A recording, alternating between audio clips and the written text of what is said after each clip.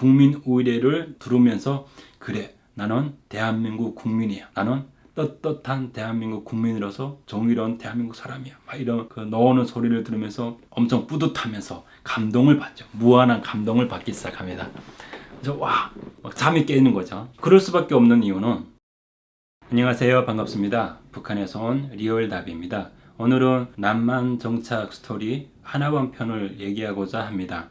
지금 현재 인터넷을 검색을 했을 경우 3만 명에서 3만 2천 명 넘는 탈북민들이 지금 대한민국 국민으로 살아가고 있습니다. 그 중에서는 제3국으로 가서 이민 가서 사는 탈북민들도 계시겠지만 그분들은 극히 일부라고 생각을 하고 있습니다. 3만 명 넘는 탈북민들이 대한민국에서 살고 있는데요. 모든 탈북민들이 하나원에서 3개월이라는 기간을 수료하는 것은 꼭 아닙니다. 하지만 모든 탈북민들은 국정원과 하나원을 반드시 거쳐야 하는 과정이긴 하지만 어떤 분들은 3개월 동안 있고 그리고 어떤 분들은 3개월이 아니고 바로 열흘 혹은 일주일 이내 대한민국으로 나가는 분들도 계십니다. 아직 대한민국 국민의 신분으로 되어 있지 않은 탈북민들 중에 대한민국 국민으로 살아가고 있는 가족이 계실 거잖아요. 그 가족이 동의를 하고 하나원에서 3개월 동안 있고 싶지 않는 당사자인 탈북민이 의사를 표현을 했을 때 이분들은 하나원에서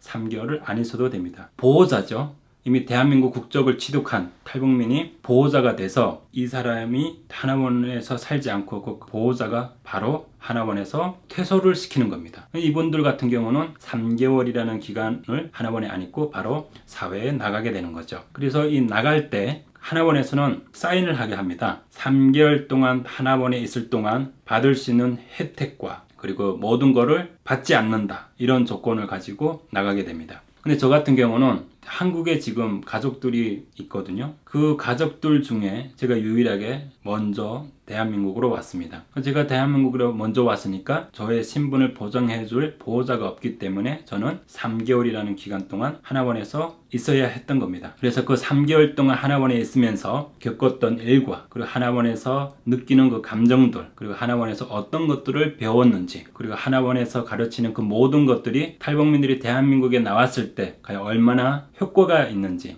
그런 부분에 대해서 오늘은 좀 얘기하고 싶습니다. 저의 이 모든 얘기들은 지극히 개인적이고 저희가 경험하고 제가 보고 제가 듣고 경험한 것들이기 때문에 이 내용은 다른 탈북민들이 그렇다는 게 아니고 저의 리얼 답의에서 지극히 저의 개인적 경험에 의해서 얘기하는 부분이라고 밝히고 싶습니다. 그래서 저는 국정원에서 한 달 반 정도 국정원에 있었습니다. 제가 2008년도에 대한민국에 왔거든요. 2008년도에 대한민국에 왔을 때는 탈북민들이 꽤 많았었습니다. 국정원에도 몇십 명 있었고 그리고 제3국에 100명 가까이 있었습니다. 이 탈북민들이 순차적으로 먼저 몽골로 도착한 사람들이 자기가 한국으로 가기 위해서 날짜를 받고 한 달 혹은 몇 개월 있어야 되거든요. 그래서 저 같은 경우는 제3국에 한 7개월에서 8개월 있다가 그 대기 순번이 점점 가까워졌을 때 비로소 비행기 타고 대한민국으로 오게 된 거죠.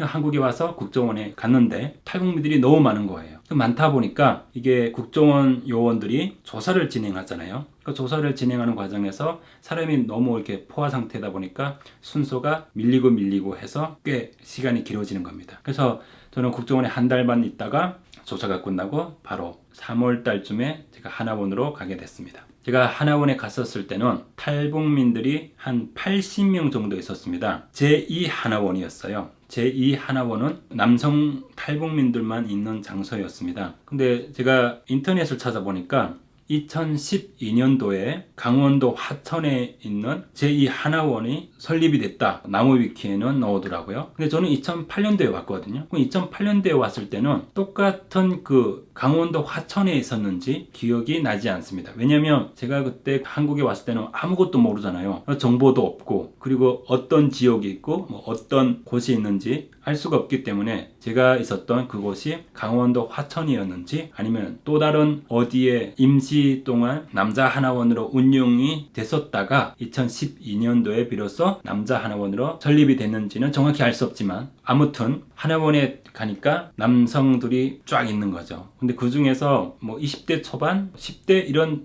탈북민들은 없었고 다 20대 중후반에서 연령대가 꽤 높았습니다. 70대부터 20대까지 있었거든요. 80명의 탈북 남성들 중에 제 기억으로는 제가 아마 막내였던 걸로 알고 있습니다. 왜냐하면 제가 그 국정원 편에서 말씀드렸던 것처럼 국정원 편을 여기에 편집해서 올리겠습니다. 궁금하신 분들은 여기 가서 보셔도 될 것 같습니다. 10대에서 20대 초반인 남성들은 대부분 제1 하나원, 그러니까 여성 하나원으로 가 있었거든요. 거기에 간 이유가 나이가 어린 탈북민들은 공부를 해야 되기 때문에 그 여자 하나원 쪽에서 통학을 해야 되거든요. 거기에 한겨레라는 학교가 있습니다. 그 공식적으로 탈북민들이 다닐 수 있는 학교인데요. 정부에서 허락한 공식적인 고등학교였죠.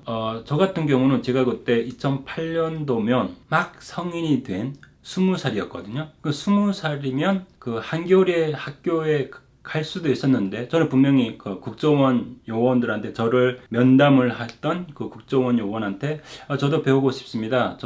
그러니까 저도 학교 보내주십시오 라고 제가 말씀을 드렸었는데 그 국정원 요원이 그 한겨레 그 고등학교에 보내주지 않았습니다. 왠지는 잘 모르겠는데 그때 제가 조금 노안이어서 그랬나? 노안이어서 그런지는 잘 알 수 없지만 그래도 나이는 공식적인 면담을 통해서 서류 작업을 했기 때문에 저의 진술서도 있었고 나이는 딱 20살이거든요. 탈북민들이 다닐 수 있는 그 한겨레 학교는 데드라인이 있는 것도 아니었습니다. 대안학교였기 때문에 학력이 안 되고 대학교를 희망을 하고 대학교를 갈 생각이 있는 사람들, 배우고 싶은 탈북민들은 대부분 갈 수 있었거든요. 그 대부분 중에 제가 탈락이 됐었던 거죠.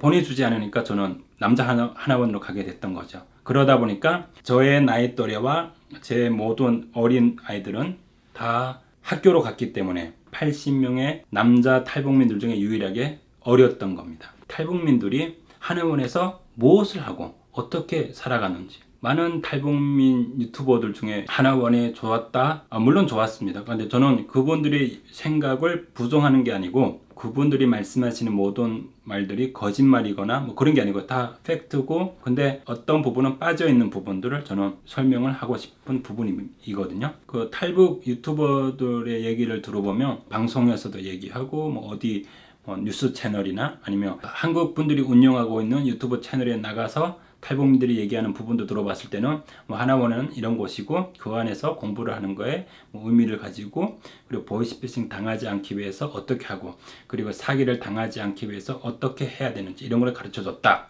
이런 거에 집중해서 말씀을 하시더라고요. 그리고 처음에는 카드를 사용할 줄 몰랐는데 하나원에서 카드 쓰는 방법도 알려주는 거에 유용했다. 이런 정보들만 얘기를 하더라고요. 저는 그런 부분은 이미 모든 분들이 얘기를 했지만 그분들이 얘기하지 않았던 부분 혹은 내가 못 들었던 내가 듣지 못했던 부분일 수도 있겠지만 일단은 좀 더 하나원에서 일어나고 있는 그런 부분에 대해서 얘기를 하도록 할게요. 3월달쯤에 제가 남자 하나원으로 갔거든요. 그 남자 하나원으로 갔었을 당시에 저와 함께 하나원으로 간 탈북민들이 15명에서 한 20명 가까이 됐었던 것 같아요. 그래서 저희가 가니까 기존에 있던 하나원에 있는 한 60명 정도 되는 탈북민들이 저를 태운 버스를 보기 위해서 우르르 나와 계시더라고요. 이분들도 신기하죠. 왜냐면 지금 하나원에서 오고 있는 이 탈북민들 중에 자기가 알고 있는 얼굴이 있는지 자기가 알고 있는 가족들이 있는지 궁금했었던 것 같아요. 저희 한 15명에서 한 20명 내리니까 이미 하나원 생활을 하고 있는 분들과 저와 함께 버스를 타고 있는 분들 알고 있는 분들도 계셨어요. 그게 가능했던 거는 국정원에 잠깐 있거나 제3국에 있을 당시에 알고 있었던 거죠.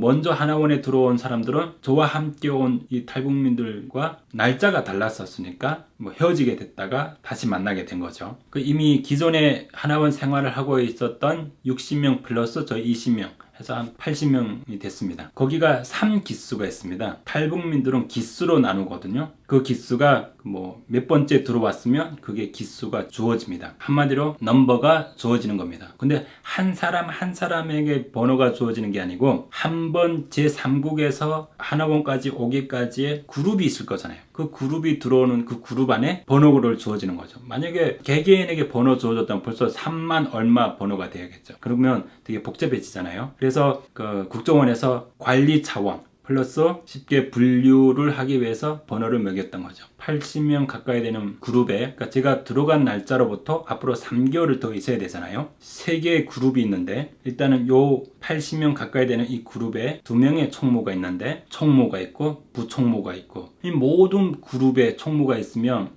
좀 이렇게 복잡해지니까 그 그룹 안에서는 리더 같은 사람이 있었고, 총무와 부총무는 이 모든 이 80명 되는 이 팀을 관리를 하고 질서정연하게 해서 이제 거기에 있는 담당 공무원이죠. 그분들한테 보고를 하는 이런 시스템으로 하나원이 돌아갔습니다. 이런 시스템으로 하나원이 돌아갔는데, 이 그룹마다 있는 리더들은 어떤 일을 했냐면, 아침에 뭐 청소를 하게 한다거나, 요 그룹 중에 애로사항이 있으면 뭐 총무한테 말하거나 부총무한테 말하고, 요런 역할이었고, 그 외에는 별로 큰 영향은 있지 않았던 걸로 알고 있습니다. 이 반장 같은 경우 이분들이 우리 그룹에 속해 있는 사람이 뭐 수건이 필요하거나 아니면 뭐 칫솔 필요하다, 뭐 스킨로션 필요하다, 뭐 이랬을 경우 뭐 총무한테 말하면 총무가 다시 하나원을 관리하는 담당자들이 있을 거잖아요. 담당자들한테 말씀드리면 그 담당자들이 인원 체크를 해서 몇 명이 그런 거 필요하냐 이런 것들을 아마 갖다 주고 했던 걸로 알고 있습니다. 그래서 하나원에 하루 일과가 있을 거잖아요. 그게 뭐냐면, 저희는 아침 5시 반에 기상을 합니다.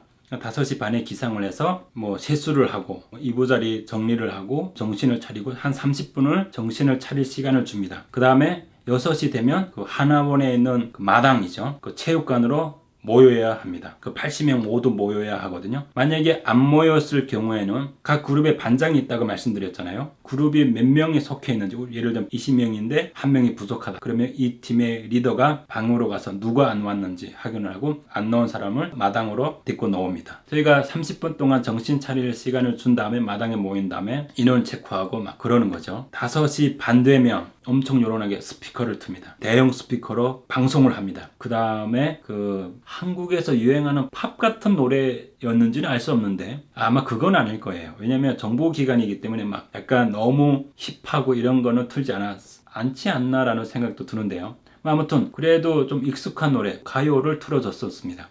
그 가요를 엄청 시끄럽게 틀거든요. 왜냐면 잠을 덜 깬 사람들을 정신 차리게 하기 위해서 그렇게 하는 거죠. 근데 그거를 하는 사람이 총무였던 것 같아요. 총무, 그 다음에 부총무, 혹은 총무와 부총무가 지시를 해서 각 그룹의 리더가 있잖아요. 리더가 로테이션 돌아가면서 아침 몇 시에 기상을 해서 이런 준비를 하게 만드는, 그렇게 했었지 않았을까라는 생각도 해봅니다. 뭐 아무튼 중요한 거는 변함없이 아침 5시 반 되면 대형 스피커에서 요란스럽게 기상 알람이 떴다는 겁니다. 그거는 변함이 없었습니다. 엄청 큰 그 체육관 마당에 나가서 각 그룹별로 줄을 서서 숫자 하나 둘 셋 넷 이렇게 해갖고 저희 다 왔습니다 그러는 겁니다. 그래서 저희가 한 80명 가까이 지금 마당에 쫙 서 있잖아요. 그때 당시에는 3월이었기 때문에 엄청 밖이 어두웠습니다. 그 어두웠는데 거기에 뭐 대형 이런 전구가 달려 있었어요, 마당에. 그럼에도 하늘은 깜깜했거든요. 5시 반에 일어나서 6시까지 딱 서 있으면 80명이 지금 딱 줄을 서서 마당에 서 있잖아요. 그럼 그 앞에 경찰이 있습니다. 약간 공연장 비슷한 거 스테이지에 올라가 있고, 그 다음에 그 바로 아래 그 우리 팀의 모든 팀의 총무가 있습니다. 80명의 탈북민들이 있고, 바로 앞줄에는 각 그룹의 반장이 서 있고, 그 다음에 총무가 있고, 그 다음에 맨 뒤쪽, 그러니까 스테이지 높은 단상 쪽에 경찰이 있습니다. 스피커가 우렁차게 나오는 거죠. 그게 국민의례. 나는 자랑스러운 태극기 앞에 자유롭고 정의로운 대한민국의 무궁한 영광을 위하여 충성을 다할 것을 굳게 다짐합니다. 스피커에서 울려 퍼지는 그 말을 들으면서 막 닭살이 돋는 거죠. 나를 대한민국 국민이라고 증명할 수 있는 서류는 아직 없지만 그 국민의례를 들으면서, 그래, 나는 대한민국 국민이야. 나는 떳떳한 대한민국 국민으로서 정의로운 대한민국 사람이야. 막 이런 그 나오는 소리를 들으면서 엄청 뿌듯하면서 감동을 받죠. 무한한 감동을 받기 시작합니다. 그래서 와, 막 잠이 깨는 거죠. 그럴 수밖에 없는 이유는 이제 불과 내가 여기 지금 하나원에 온 지 얼마 안 된 상황에서 불안 속에 계속 살아왔잖아요. 이미 저 영상을 보신 분들은 아시겠지만 북한에서 주워 먹고 훔쳐 먹고 살다가 영양실조 속에서 엄청 힘들게 살았잖아요. 그리고 그 힘듦 속에서 학대를 받고 이유 없는 폭행, 이유 없는 버림받고 그런 삶을 살아왔잖아요. 그러다가 그 입합의 돼지고기가 무엇인지, 그게 인생의 전부였다고 생각했던 어린 10대 초반에 제가 중국으로 왔잖아요. 중국에 왔는데 4번, 5번 강제 복송 당해서 청소년 감옥에서부터 시작해서 어른 감옥에 가서 또 이없이 학대를 받고, 어느 날 갑자기 나는 나라를 버린 정치범이 돼버린 거잖아요. 10대 초반에. 그런 사람이 그렇게 살다가 또 배고프니까 감옥에서 도망쳐가지고 또 두만강을 행해서 나와서 중국에 와서 또 빌어먹고, 그러다가 어쩌다가 기독교인들 만나가지고 어떤 선하다고 생각하고 그 목사라는 그 타이틀을 갖고 있는 사람들은 무한한 사랑을 갖고 있다고 생각했던 그 사람들한테서 탈북민들은 성폭행 당하고 강간당하고, 그리고 탈북민들을 하나의 후원받는 도구로 사용하는 삶을 살았잖아요. 이렇게 더 이상 살 수 없으니까 제발 남한으로 보내주십시오라고 하니까 그 후원금이 끊긴다고 보내주지 않아서 결국은 10대 후반에 또 혼자 도망치고, 그래서 혼자서 브로커를 찾아서 혼자서 브로커비를 마련을 해서 브로커를 직접 찾아서 그 중국의 그 대륙을 횡단을 해서 몽골까지 왔지. 그 몽골에서 또 7개월이나 시간을 살고 내가 언제 대한민국으로 갈 수 있을까, 언제 내가 자유를 받으며 살까라는 이런 공포와 두려움, 불안정, 미래가 불확실성에서 살았었잖아요. 그런 삶을 막 살다가 이미 대한민국까지는 왔는데 그 심리적 압박이잖아요. 반복적으로 조사를 받고 신문을 받는 과정에, 이게 꼭 부정적인 건 아니지만 그 현장에 살아가고 있는 사람, 밀폐되어 있는 곳에 살다 보니까 자유를 갈망하게 되잖아요. 그렇게 살다가 하나원에 나왔잖아요. 그럼 하나원이 온 지 얼마 안 된 상황. 하나원은 비록 외부와 차단이 됐을 뿐이지 모든 거는 조사받지 않는, 룰을 벗어나지 않은 범위 안에서는 자유롭게 행동을 하고 그랬었거든요. 마음이 편안해지면서 안정을 찾았을 때 정의롭고 자랑스러운 대한민국 국민, 이런 국민의 의례를 들으면서 벅차오르는 거죠. 그래서 그래, 내가 아직은 나를 증명할 수 있는 뭐 신분증, 주민등록번호 뭐 이런 거는 없지만 이제 나는 진짜 대한민국 국민이구나, 여기에서 오는 뿌듯함이 있는 거죠. 국민의 의례가 끝나면 1절부터 3절까지 애국가를 부르는 거죠. 그 다음에 끝난 다음에 하나 둘 셋 넷 이러면서 율동을 합니다.